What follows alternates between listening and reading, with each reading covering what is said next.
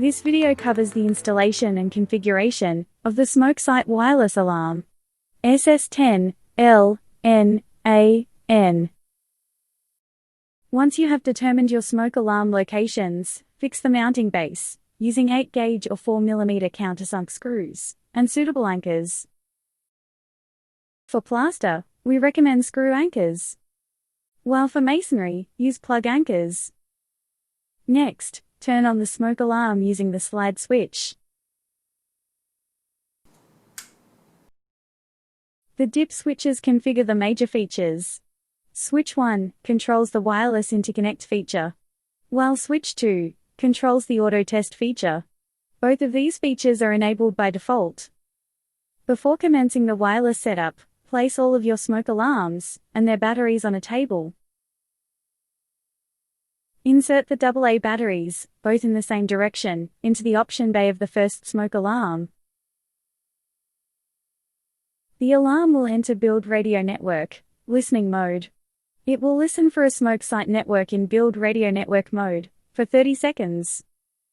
During this time, if no alarm in build radio network mode is detected, this alarm will become the network master. Its white LED will flash and beep for 3 seconds. This master is now in build radio network mode. It will listen for slave alarms to join the network for 2 minutes. Insert the batteries into the option bay of the second smoke alarm. This alarm will enter build radio network, listening mode. Again, it will listen for a SmokeSight network in build radio network mode. Once the alarm has detected the master in build radio network mode, it will become a network slave. Its white LED will flash and beep for 1 second. This slave is now also in build radio network mode. It will listen for additional slave alarms to join the network for 2 minutes. Repeat the previous steps to add your remaining slave alarms. Once completed, tap on any alarm to exit build radio network mode on all alarms, or simply wait for 2 minutes. Wireless network setup is now complete. The auto test was also configured by inserting the option bay batteries.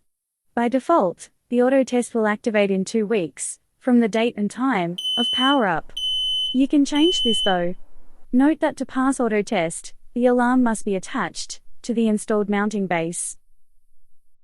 Test the smoke alarm by pressing the test button to confirm sounder operation and red LED flashing.